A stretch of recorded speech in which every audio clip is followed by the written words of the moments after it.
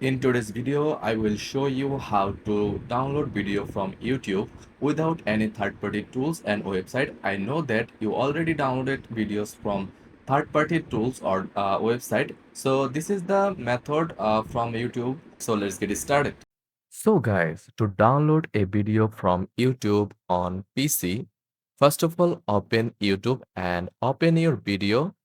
Then here you'll see the search option. Click on it and select UBE from here and delete it. Then press enter from your keyboard. Now it will redirect to the page. So here you'll see the format option. You will download MP3, MP4, WAV. If available, you can also download GIF format. So from here, I want to download MP4. Then I select the quality 1080p, then click Become Pro.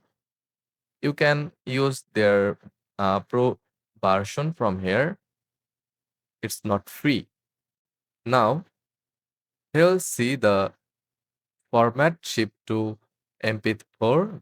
Click here and it will download it. That's it. Then click Save. And that's it. If this guide was helpful, don't forget to like and subscribe for more quick tutorials. Thanks for watching.